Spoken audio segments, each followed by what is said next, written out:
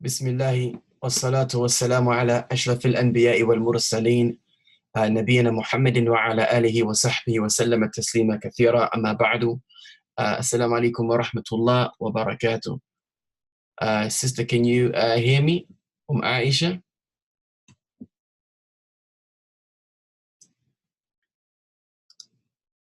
Yep, okay. It looks like we are the only two people in the room today. I'm not too sure why. Perhaps some of the other students are going to be late. But nonetheless, you ready to crack on straight away?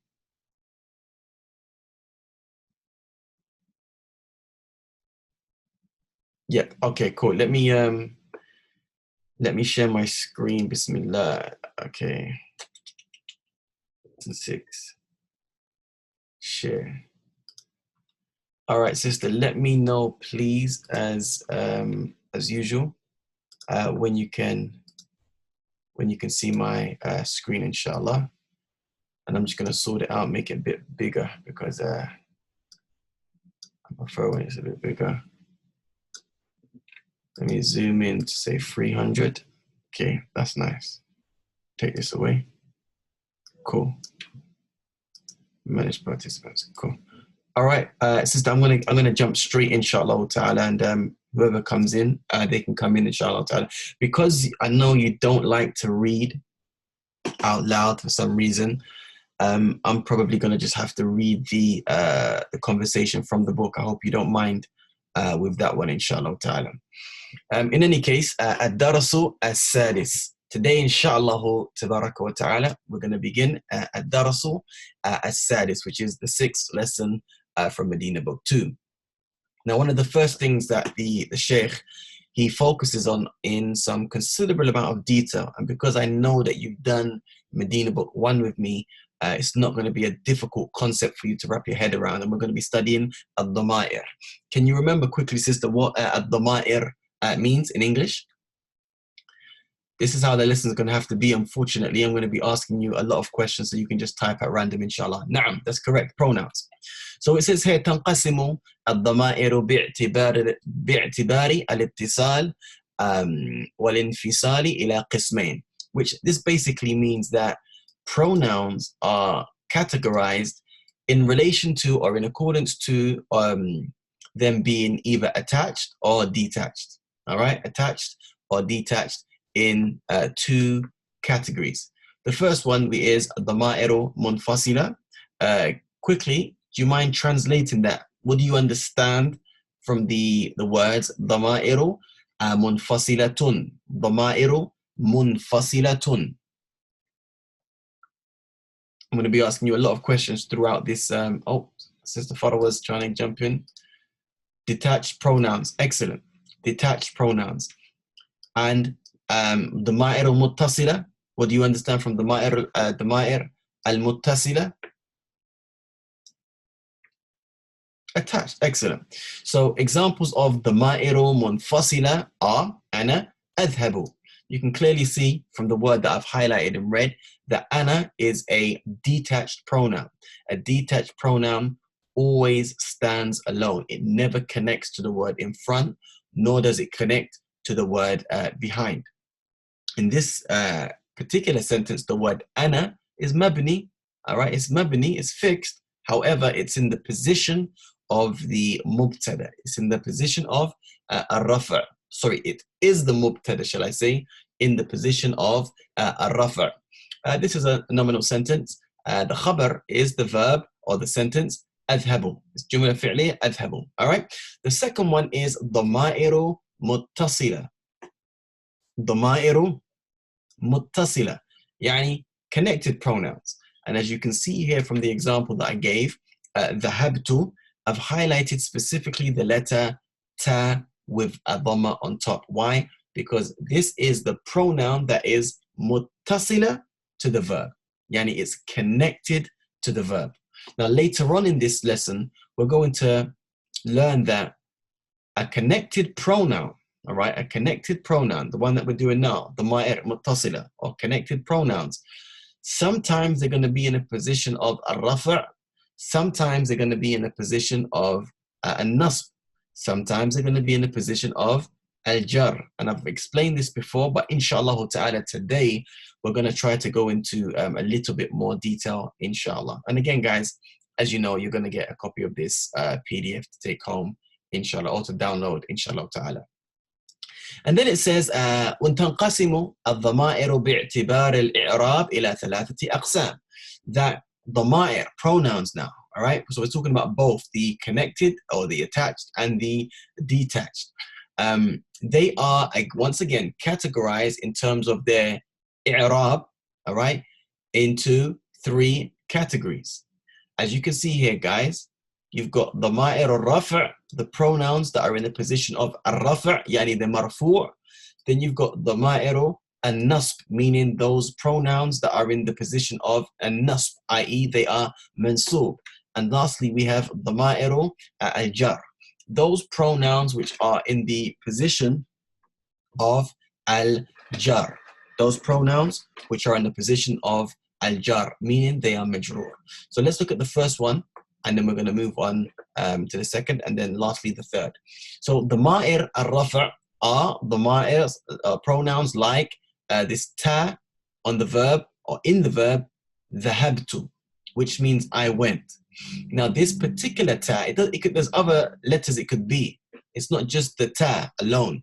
However, if I were to ask you what does this verb mean, you will all unequivocally say that verb means I went.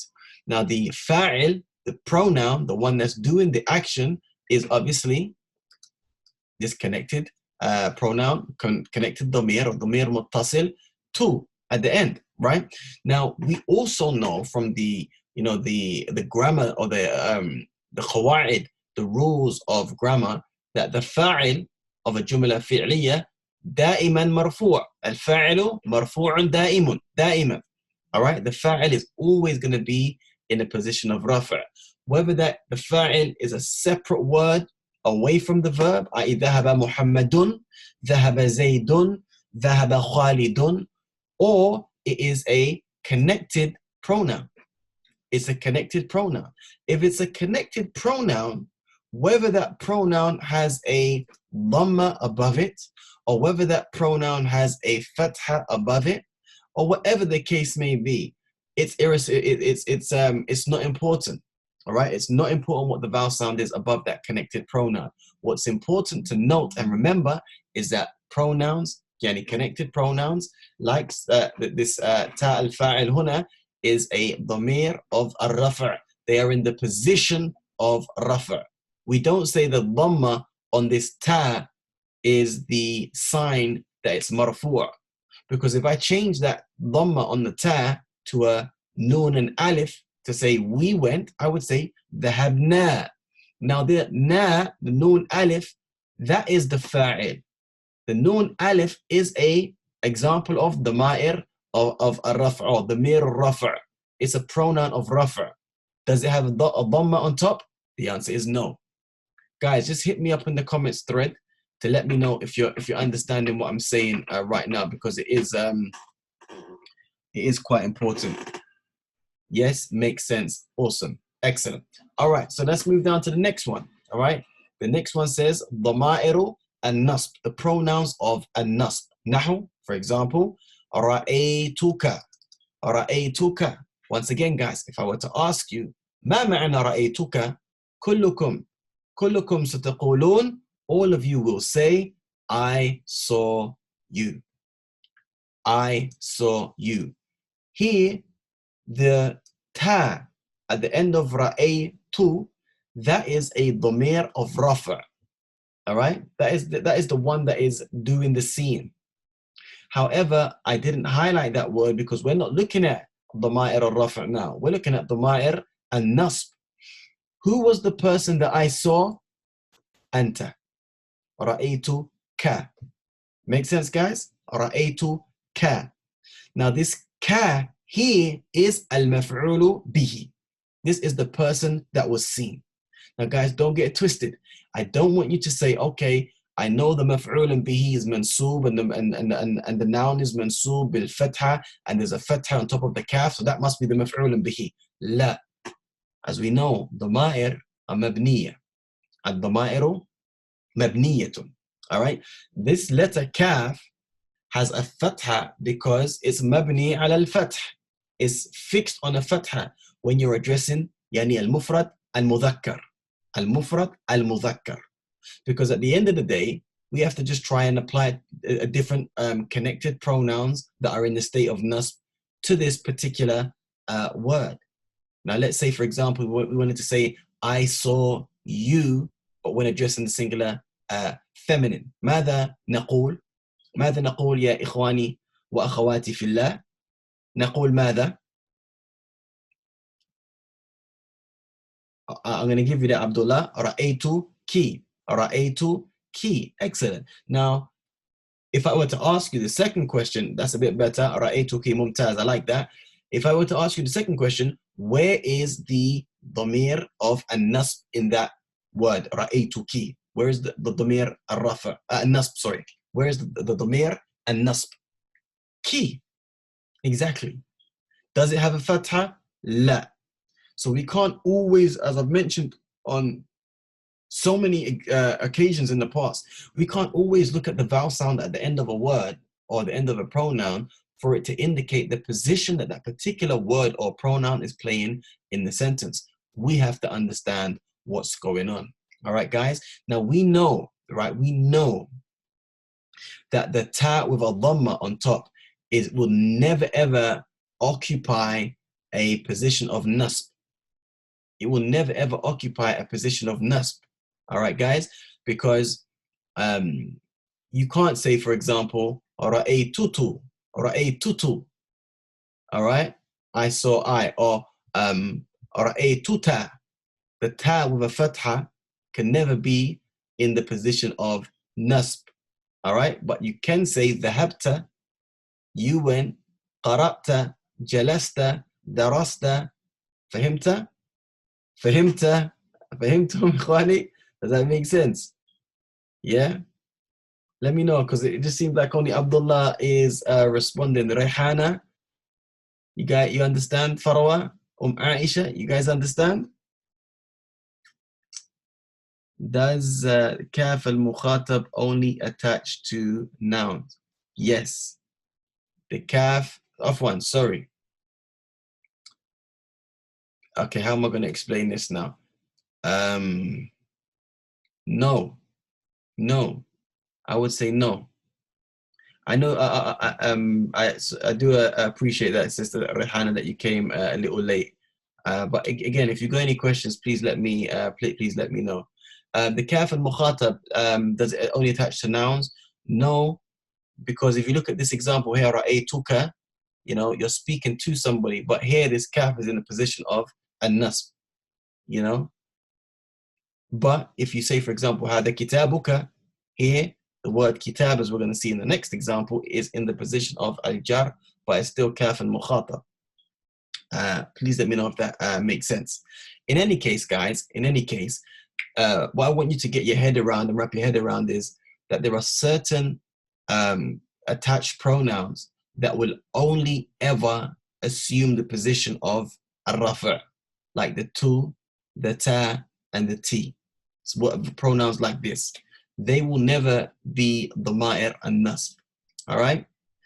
But then again, there are certain pronouns as well that will also share between dhama'ir being a pronoun of an-nasb and being a pronoun of al-jar. I mean, just look at the second and the third example, guys. You can see it in front of you right now. We haven't done example number 3, which is here, but we're going to do it in a minute. But you can still see the kaf al-mukhatab is attached at the end of both of these words, this being a verb and this being a noun. So it's just trying to get your head around which connected pronouns connect in which position, i.e. in which grammatical position, the i'rab of that particular pronoun. But inshallah ta'ala, in time, it will become clear. Al-Muhim, the first 2 examples I gave you here, هذه الضمائر متعلقة بالأفعال. These pronouns are يعني ضمائر الرفع والنصب, they are connected to verbs. All right, guys, they are connected to verbs. You see the kaf al-mukhatab, the kaf al-mukhatab will not be in the position of al-rafa'. The kaf al-mukhatab will not be in the position of al-rafa'. You cannot say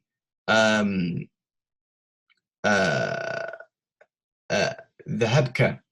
You can't say dhahabka to try to express dhahabka anta, that you went. Does that make sense, guys? The equivalent of the kaf al-mukhatab as a pronoun of rafa' is the ta with a dhamma on top. Dhahabtu. Sorry, afwan. Dhahabta. Sorry, it's the ta with a fatha on top. My bad. Dhahabta anta. You don't say dhahabka anta, but you can say kitabuka anta.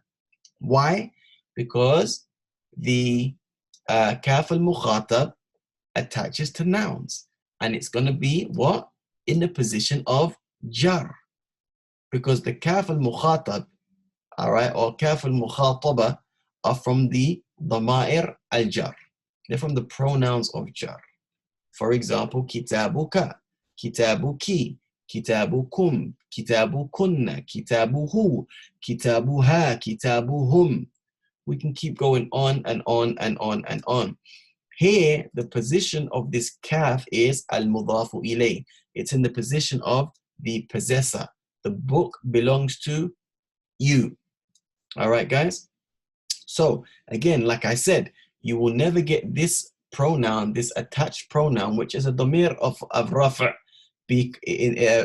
occupying the position of jar. It just won't happen. You can't say kitabu tu to say my book. La.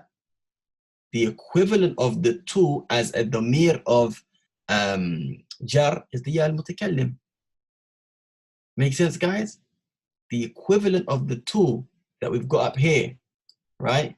The equivalent of the tu, which is a damir of ar-rafa' as a damir of jar, is the ya al-mutakallim. So we would say kitabi wa laysa kitabutu. Kitabutu. We don't say kitabutu. Does that make sense, guys? Please let me know, inshallah ta'ala. Al-muhim, this last line here, this last category of the pronouns, it says, afwan, hadhihi ad-dhama'ir. These pronouns, yani the ones that occupy the position of al-jar muta'alliqa bil-asma'i, they are connected to nouns, ikhwani. All right, guys? They are connected to nouns. Moving on swiftly, guys. By the way, do you have any questions? Please let me know, inshallah, tabarak wa ta'ala. It's very, very important that, you know, you ask questions as and when we're going through the content. I came in late too. Could you give me a quick 1 minute review of what we've covered so far? I mean, akhi, you didn't really miss much. We're just speaking about the ma'ar. That's all we got to right here. I just mentioned that pronouns, the ma'aru, they are categorized into two categories in relation to them being either attached or detached. Al-ittisal, attached, al-infisal, detached. And I gave you an example here of the ma'ar munfasila. Ana adhabu, anta, nahnu, anti, antum, antunna, you know, huma, like this, right? These are all examples of detached pronouns. Then attached pronouns, all right, are all of these that you can see here. All right, all of these that you can see here, because they're all attached. They're either attached to a verb or they're attached to a noun, or they could attach to a particle, as we're going to cover later. And I believe, Abdullah, you came when we started speaking about all of this good stuff right here, بإذن الله تعالى. وتنقسم الضمائر باعتبار الظهور والاستتار إلى قسمين.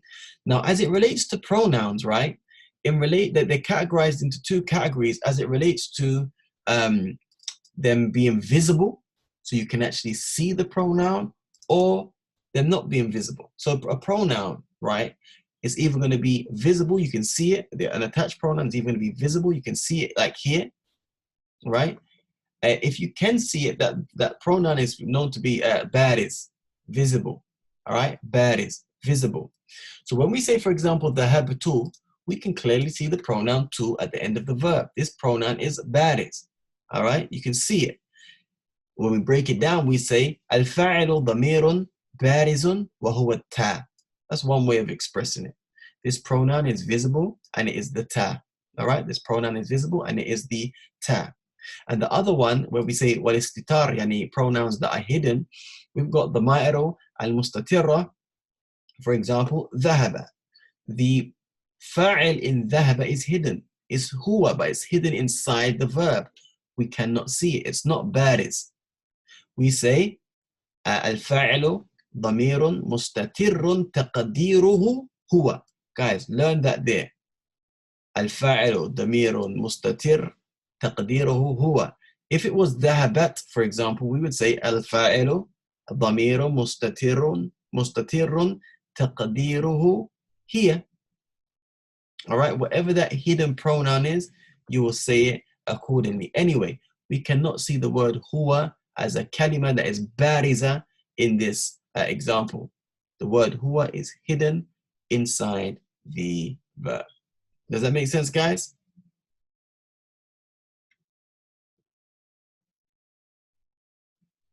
Yep, I'm just waiting for a few more people to confirm, then we can move on to the next page, inshallah ta'ala.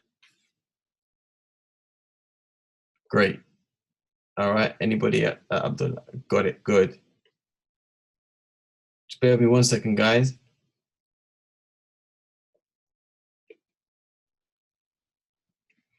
All right, Bismillah. Now, we're moving on to a nice little table, and tables are always nice because they kind of consolidate all the information, and I'm gonna, to the best of my ability, try to explain it accordingly. So you've got these 4 columns, guys, all right? We're gonna start with this one first, and then move over to the left. Dama'ir al-raf'i al-munfasila.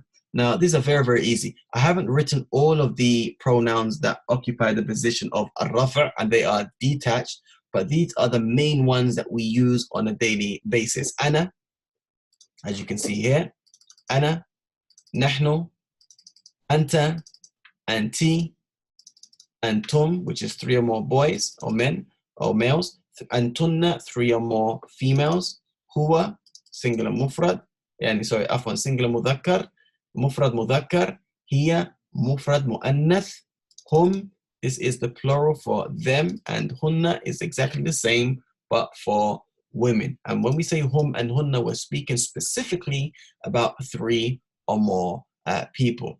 Now, the next 3 columns are going to all be the ma'ir, which are muttasila. As you see here, the ma'ir al-raf'i al-muttasila, the ma'ir al-nasbi al-muttasila, the ma'ir al-jarri al-muttasila. All right. So if you just, it's quite self-explanatory, but if you just skim through the different columns, let's just take the highlighted word in red here. All right. The ta, all right, as a pronoun in the marfu' state, as a connected pronoun, right? It looks as such, but the equivalent of that same pronoun as a pronoun in the nasb state is the ya, and subsequently in the jar state is the ya. So sometimes you're going to see that only 2 of the columns may coincide and 1 doesn't. But then look at this, guys. When we look at this example here, we can see that in all 3 states, whether the pronoun is in the state of rafa' or al-nasb or al-jar, it has exactly the same shakl, the same look. Dhahabna, in this example, the first example, that noon is al-fa'il and it's marfu'. In this example, allamana, which means he taught us, allama na, here, clearly the na is the meaning us. We are the people that were taught by whoever the verb is referring to. Allamana, he taught na, us. So this is in the position of an-nasb and is the maf'ulun bihi.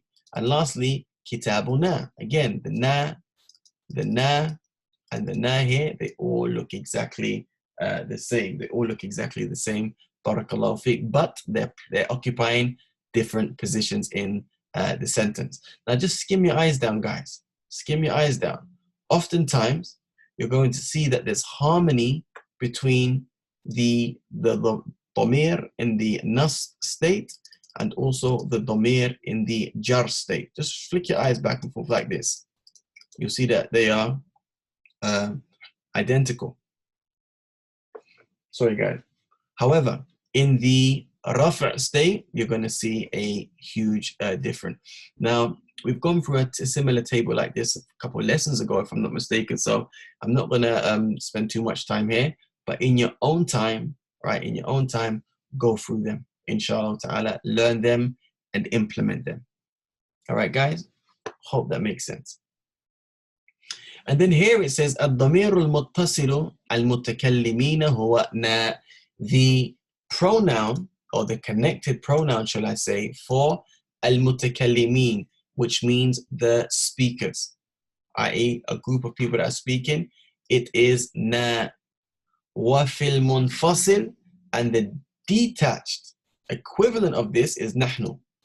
All right, the detached equivalent of it is نحن, as you guys can clearly see here. All right, so for example, we can say ربنا, the na here, المضاف إليه في محل جر. This na, in fact, I should really, or should I? I'll just do it. I'll just do it. Put it in red so it's a bit more easier to digest and comprehend and save. Rabbuna, the na here is in the position of al-mudaf ilay, and it's mudaf ilay in the position of al-jar. Here, innana, yani indeed we, surely we, verily we. Here, the na is ismu inna fi mahalli nasb. This is occupying the position of ismu inna, and it's mansub because of its position. And also, sami'na, the na here is al-fa'lu, and it is in the position of al-rafa'. Ikhwani wa akhwati fillah, please just hit me up in the comments thread and let me know if everything that I've mentioned so far is clear. Then we can move on to, we've only got like 3 more things, and this is probably going to be the biggest one now that we're doing, but it's quite easy. Understood, I understand, alhamdulillah, make sense, and I believe Farwa said yeah. All right, moving on, ikhwani wa akhwati fillah. The next thing that we want to discuss is the verb adhunnu, the verb adhunnu. Now the verb adhunnu, guys, right here, is, for those of you that are making notes, is a present tense verb. Adhunnu means I think. All right, I think. It comes from the verb dhanna, which means he thought. But the moment you bring it into the future, it's adhunnu, yadhunnu, nadhunnu, tadhunnu, wa hakadha, tadhunnina, like this, right? So it says here, ikhwani wa akhawati fillah, adhunnu, all right, is a fi'l, tansibu maf'ulayn. Tansibu maf'ulayn. Now, before I continue, who thinks they know what is intended when it says tansibu maf'ulayn? Yani adhunnu fi'lan tansibu maf'ulayn. What does that mean? What does that mean?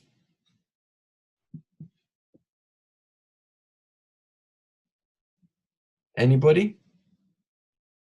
Bismillah, Sheikh Abdullah, Bismillah. Anybody? Anybody?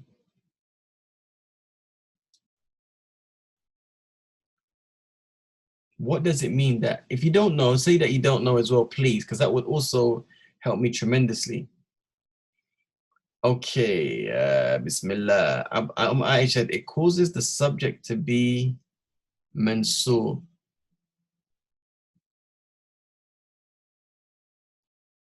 Okay, I mean you're not wrong. That it's followed by maf'ul bihi.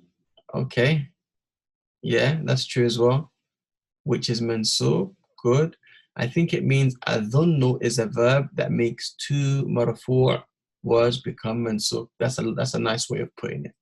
That's exactly what it is. Tansibu, as you know, it refers to making something become in the state of nasb. Now this is the word I want you to focus on. Maf'ulaini. Maf'ulaini means 2. It it causes the word to now have two objects. That's what it means, مفعولين. All right? If it was مفعول, it would say تنصب مفعولا. تنصب مفعولا. It causes the مفعول, right, to be منصوب, of course. Lakin here, it causes two words to become منصوب, and they are the مفعولين, يعني the two مفعوls. نحو, for example, أظن الطالب غائبا. أظن الطالب غائبا. Who can write this a sentence void of the word أظن with the vowel sounds? This sentence here that I've highlighted, if we were to take away the word أظن, what would the sentence be? What would the sentence be? That's an open question, by the way, guys, to anybody in the chat thread or the group chat. All right, الطالب غائب. Fantastic. Well done, Aisha. That's the original sentence. الطالب غائب, which means what, sister? الطالب غائب. What does that even mean in English? الطالب غائب.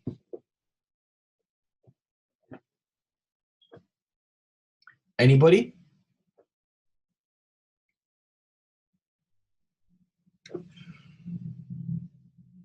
By the way, guys, is the connection clear? I remember last week or the week before we had some issues with the connectivity.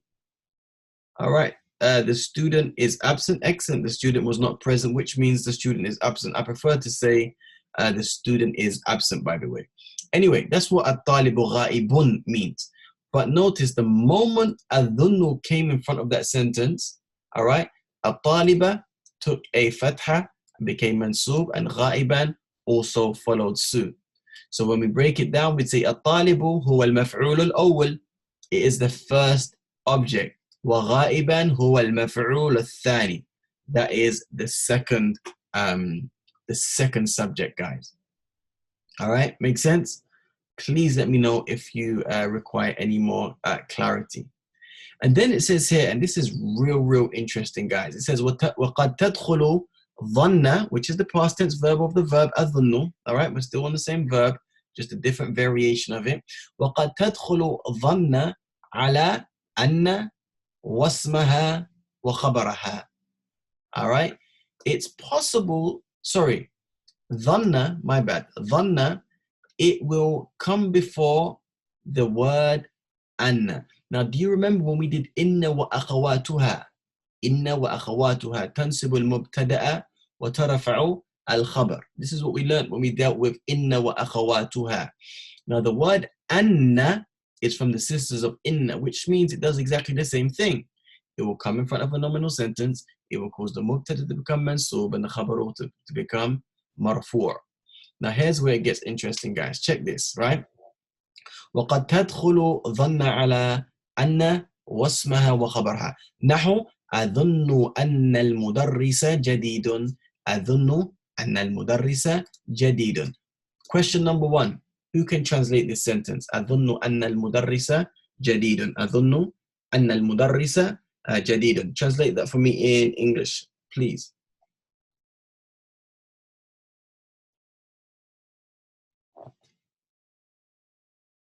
And that's an open question.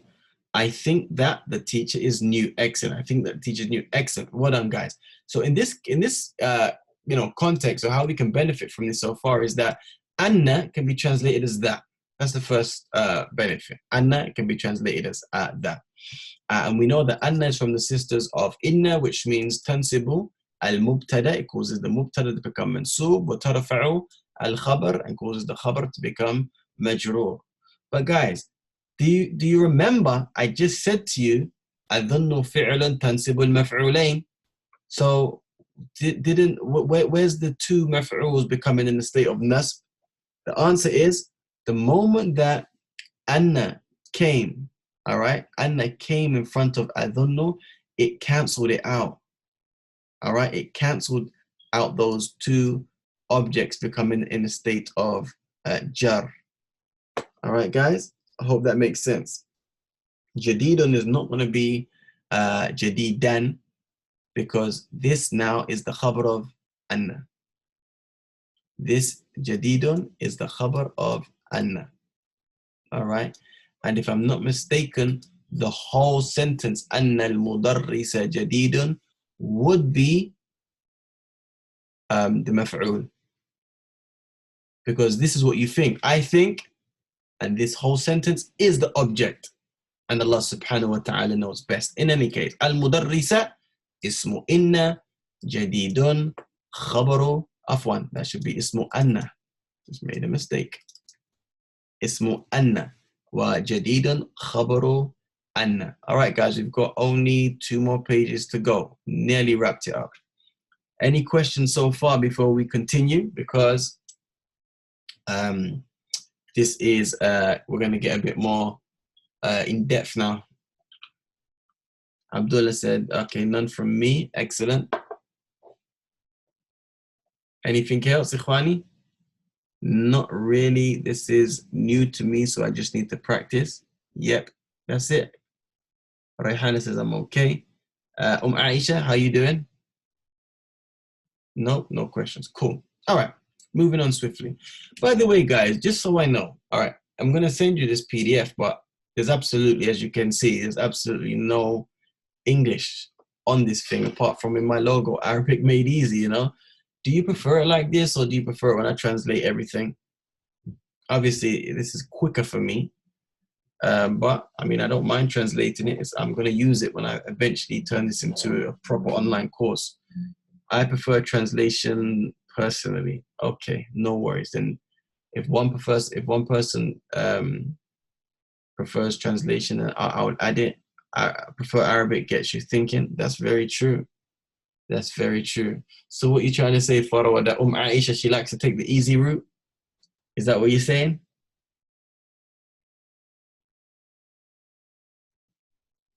I'm only joking. I'm only joking. I'm not causing no trouble between the tullab. That would be irresponsible. I'm just playing, man. All right. Anyway, it says tujma'u. I'm reading here, by the way, guys. I'm reading right here. It says تجمع الصفة التي على وزن فعلان أو فعل على فعال أو فعال للمذكر والمؤنث. One more time. تجمع الصفة التي على وزن فعلان أو فعل على فعال أو فعال للمذكر أو مؤنث. Who understands that? What does that mean? If anybody would like to speak, they can unmute themselves. They can unmute themselves, and they can have a crack at it. Or if you feel more comfortable to write it down, walaka or walakum dhalik. Okay, Abdullah says I'm kind of lost here. That's good. I'm happy, Akhi, if you say that. That means there's scope for me to actually teach. Anybody else think they understand what this means? تجمع الصفة التي على وزن فعلان أو فعلاء أو فعلا sorry على فعال أو فعالة للمذكر أو مؤنث. Anybody else?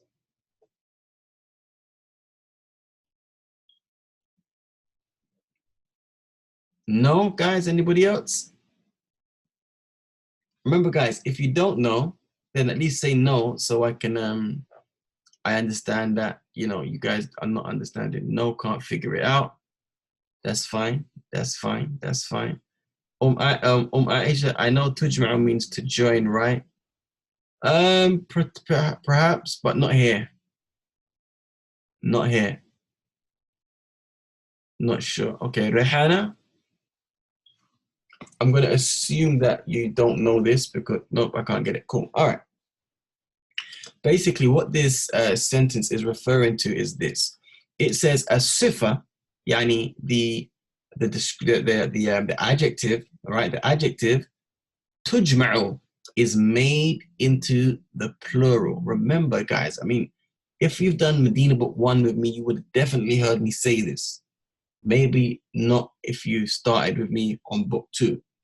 But it's well known that in English, adjectives don't have plural forms. You'll say a lazy boy, then you would say 10 lazy boys. All right, lazy, lazy in both examples. However, in Arabic, we know that there is a plural form for adjectives. They've got a dual form as well. They've got a singular form, dual form, and a plural form. So basically, this is saying that the adjective is made into the plural form. The adjective which is on the pattern fa'lanu. All right, the adjective which is on the pattern fa'lanu is made into the plural by putting it on the pattern either fi'al or fu'al. And similarly, the adjective which is on the pattern fa'la is made into the plural by going on the pattern fi'al or fu'ala for both masculine and feminine. Let me say that one more time in another way, all right? The pattern fa'lanu, right? The pattern fa'lanu is used for certain adjectives for the masculine. For example, jaw'anu is on the pattern fa'lanu. Sha'banu is on the pattern fa'lanu. Ghadbanu is on the pattern fa'lanu. And lastly, kaslanu is on the pattern fa'lanu. Number one, this pattern is from the patterns of those words which are considered to be mamnu'un min as-sarf. It's number one. This is why they end in only one dhamma. So any sifa ala wazni fa'lanu fahuwa mamnu'un or fahiya mamnu'atun min as-sarfi. Let me know if you guys understood that one there. All right. So now, if you wanted to say, for example, the plural of jaw'anu. Jaw'anu means hungry, right? So I would say ana jaw'anu, huwa jaw'anu, Khalidun jaw'anu. All right, I am hungry. He is hungry. Khalid is hungry. Now, if I wanted to say the plural of jaw'anu, because jaw'anu is on the pattern fa'lan, right? In order to make al-jam' tujma'u sifa, in order to make the plural form of the sifa, which is on the pattern fa'lanu, then we simply put it on the pattern fi'al. Now, we simply put it on the pattern fi'al. So it becomes jiya'un. If you was to put this word here, jiya', underneath fi'al, you would see that the jim here coincides with the fa with a kasra. The ya and alif from the word coincide with the ayn and alif from the scale, from the wazn. The ayn at the end coincides with the lam from the scale. So in the singular form, it was jaw'anu, but then when we took it to the plural form for both the the plural masculine and the plural feminine, we say jiya'un. Why is this word jiya'un? Because it is a sifa which has been made into the plural and it is on the pattern fa'lanu in the singular form. And the same is true for words that are on the pattern fa'ala. So jaw'a, shab'a, ghadaba, kasala are all feminine versions of these adjectives. All right, these particular adjectives. We know that ordinarily, all right, guys, it says that I'm cutting out. What was the last thing that you heard me say? And am I cutting out for anybody else, or is it just Abdullah wa Aisha? Faro says, okay for me. Raihana, when you say yes, what do you mean? Yes, I was cutting out? Okay. Very strange, very strange. So what's the last thing you heard me say? I heard you explain how adjectives should be for feminine. Still cutting. You cut out around the time you were explaining Joanne. Wow. Okay, that was right at the beginning. All right, guys, are you hearing me clearly now?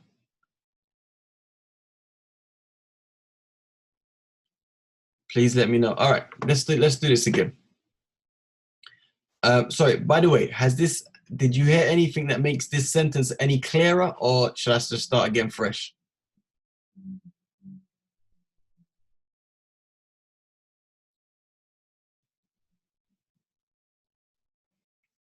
Guys, yeah, that was clear. Oh, that was clear for me. All right, that's what I was in essence explaining.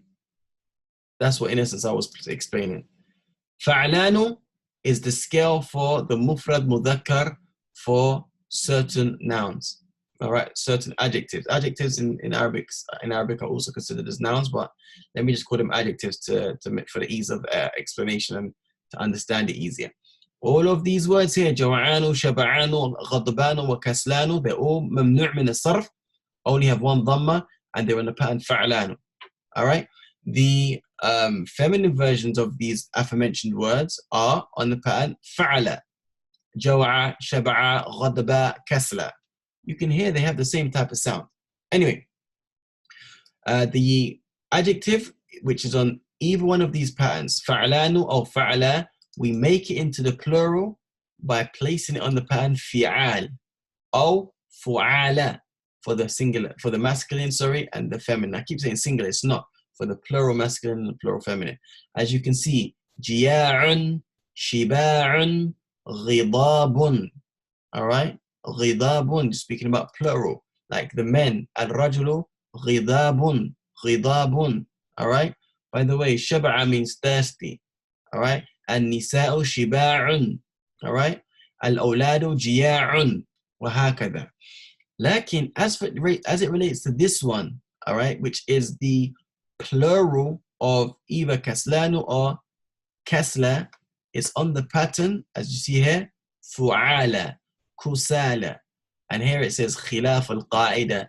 This is, it's like an exception to the rule. We don't say kisalun as if we was to place it on the pattern fi'al, we would say kisalun. But this is one of those words that just doesn't conform with the rule. All right, guys. Moving on swiftly. By the way, sorry, my bad. Any questions? Any questions, or is it clear? Why is jiya'un and not afwan, ju'anun? Is that what you said? Why is jiya'? Akhi, unmute yourself and then unmute yourself so you can answer the question, inshallah ta'ala. Okay, assalamu alaikum wa rahmatullah. Can you hear me? Wa alaikum salam wa rahmatullah wa barakatuh. Na'am, loud and clear. Okay, my question is, why is it ji'aun and not ju'aun? Because here I see a wow, but it turns into a ya here. You talking about between these two words here? Yeah. All right. The reason for this, right? Let me put the vowel sounds in it, make it a bit easier. I'll just do it for this word here. Now this and word, including the mufrad mudhakkar. Okay, before that though, jo'a akhi is the word for hungry for a woman. So a woman would say, we could say, for example, Aminatu jo'a, Khalidun jo'anu. All right. This is just the form of the word in the singular state, mufrad mu'annath. But when we take either of these words, either jo'anu or jo'a, into the plural, it's now on the pattern fi'al, which means that we're going to say jiya'un. Oh, okay. Because, I was comparing Jo'an with Shab'an and Ghadban, and I noticed like that there's 3 letters for the root. For Shab'an, it's Sheen, Ba, and Ain, right? No, there's 4. There's Sheen, Ba, Ain, Alif, Maqsura. Oh, okay. Yeah, but my point is, like, the second letter in remains for Shab'an and Shab'a, right? The second letter. Yeah. That letter remains in the Jama' Mudhakkar and Mu'annath, Shab'an. The ba remains. The ba remains, yeah? Yeah. And same thing with the Ghadban. The Dad remains all across the row, right? Okay, yep. My question is, why doesn't the wow for Jo'an and Jo'a remain for the Ji'aun? Yeah, to be honest with you, I don't know. I really don't know, but that's that's the language. Oh, so it's kind of like fixed with Yeah, that just letter? yeah, just memorize it like that. Okay. I don't know the any technical reason as to why, but now that you explained it, I see exactly what you're saying. Okay, well that's yeah, I think yeah, that's a good enough answer for me. I could just memorize it like that, and I think I'll be good with that. Jazakallah khair. Barakallah fiqh. Farwa says, I think it might be because they say wow is a weak letter and a kasra, it sounds better with a yeah. Um, yes, maybe so. That I mean, that is definitely plausible. But again, I'm not 100% sure myself.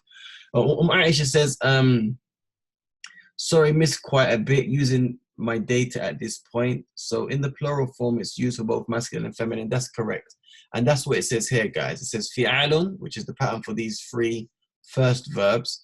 Jam'u mudhakkarin wa mu'annith. This is used for both the masculine and the feminine. That's for Aisha, by the way.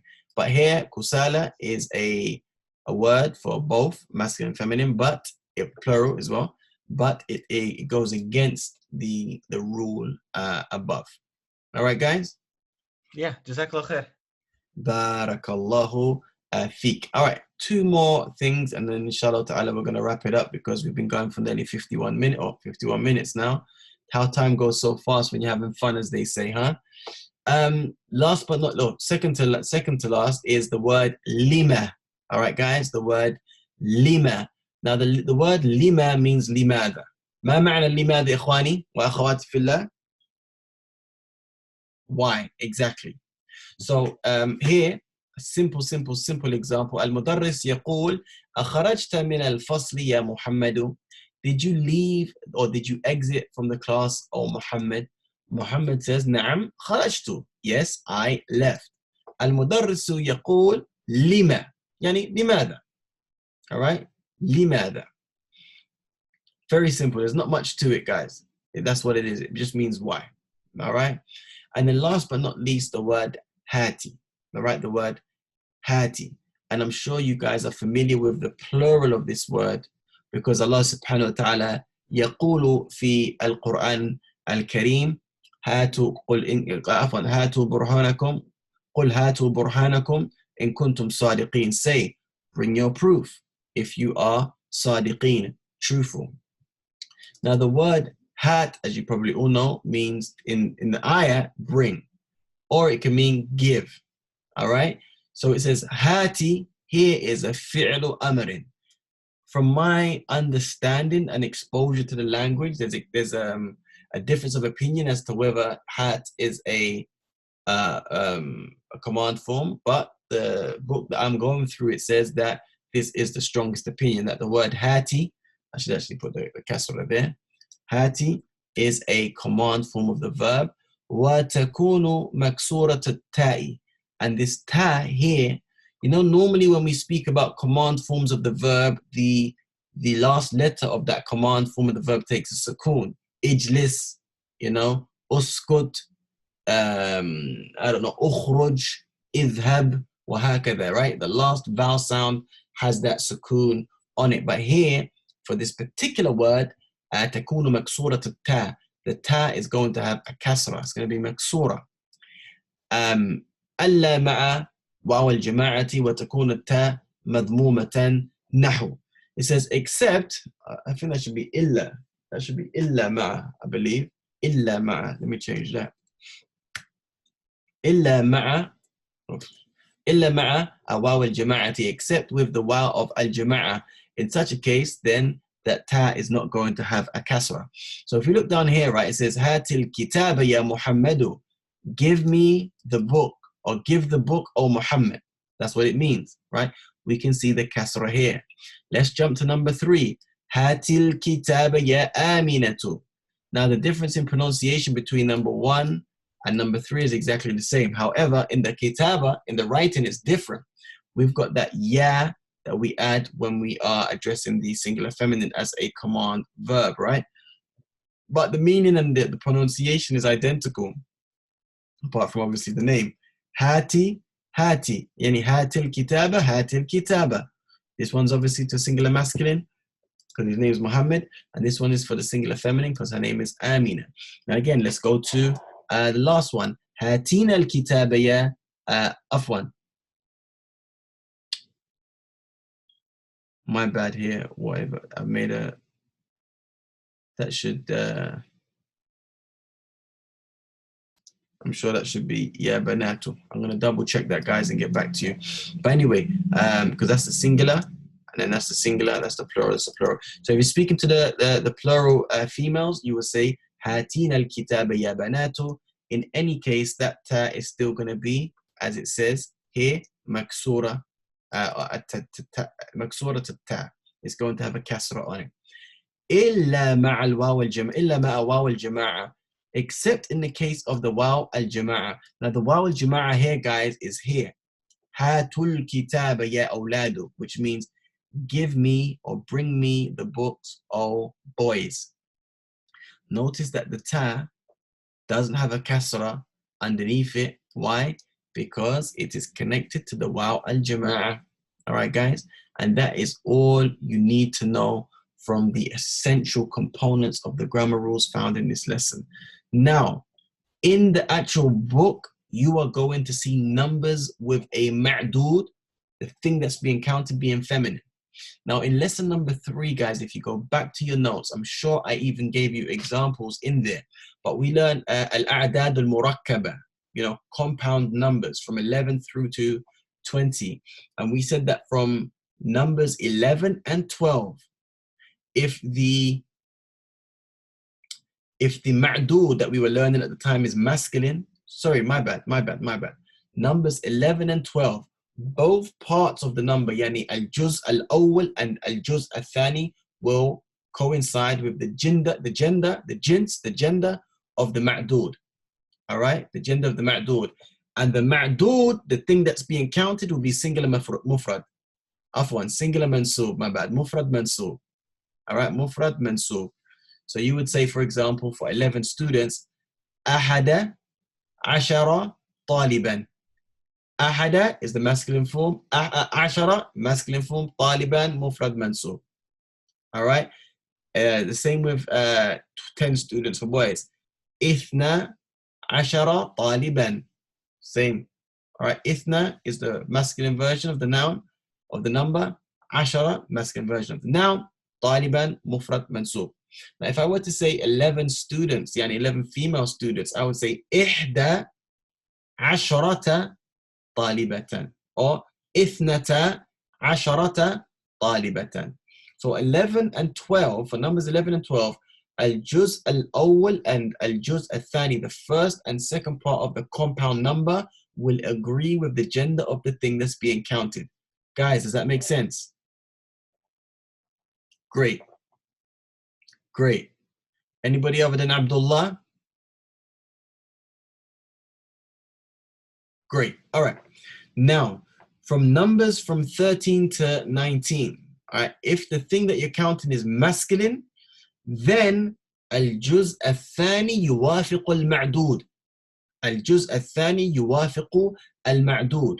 If you're counting numbers from 13 through to 19, then the second part of the number will agree with the thing you're counting. So for example, if I wanted to say 13 students, yani male students, I would say, because student is a masculine noun, I'm going to make the first part of the number feminine. I'm going to say ثلاثة. Then I'm going to say عشرة طالبا. Now if I was to flip طالبا to طالبة, now I need to make the first part of the number masculine. So I would say ثلاثة, not ثلاثة, ثلاثة. Then I'll make the second part of the number feminine. عشرة طالبة. All right, guys. So when you're dealing with numbers 13 to 19, we have to look at the ma'dood, the thing that's being counted. If it's masculine, then we're going to see. If it's 11 and 12, then both parts of the number are going to be whatever the gender of the ma'dood is. If it's 13 through to 19, then if I'm counting something masculine, the second part is going to agree with that number. But if I'm counting something feminine, the second part of the number is going to agree. So we've done, numbers from 11 to 20 with a masculine ma'dood. In this lesson, we see examples of numbers with a feminine ma'dood, ikhwan. A feminine ma'dood, and we're going to cover that inshallah ta'ala as and when it comes. And I believe the last thing that I need to mention is the word khudh. The word khudh is a command form of the verb, and it means take. Khudh. Doesn't Allah subhanahu wa ta'ala say in the Quran, doesn't Allah subhanahu wa ta'ala say in the Quran, Ya Yahya khudh al-kitaba biquwwa, yani, oh Yahya, take the book yani, firmly, strongly. Khudh, it means take. All right, singular masculine. Khudhu, plural. Khudhi, singular feminine. Wahakadha, guys. And with that being said, that is all of the grammar sounds to present, inshallah ta'ala, the grammar to present. Inshallah ta'ala, from next lesson, we'll actually start from going in the book. So khud is the opposite of had. I've never thought of it like that. Khud, take, had, bring. Maybe, but I don't know. I don't know. Maybe, yeah. I think so. Jazakumullahu khair. Ikhwani, but that's it. That's everything. 4 pages only on this lesson. It's quite a light lesson, but there was a few quite tricky things to get our heads around. Are there any questions, guys, before I call it a day? Any questions, guys? Jazakallah khair. No questions from me. No, not from me. Barakallahu feekum jami'an. What I would highly encourage you guys to do is go over this lesson before next lesson. All right, so read over the lessons. Any vocab you don't understand, either look it up in the dictionary or ask me. And as soon as we start next lesson, we're going to go straight from the hiwar. It's quite long. It's going to take a little while to get through it. Try to see if you can see any of the grammar points that we covered in today's lesson. And then we're going to go through and bang out the exercises together as a team, inshallah ta'ala. I don't suspect that it's going to take us longer than a lesson to finish number 6, inshallah tabarak wa ta'ala. And for sure, Sister Rayhana, I'll send you guys all the notes via email. All right, guys? Jazakumullahu khair for your time, guys. Assalamu alaikum wa rahmatullah wa barakatuh. Subhanaka Allahumma wa bihamdika. Ashhadu an la ilaha illa ant. Astaghfiruka wa atubu ilayk. Assalamu alaikum.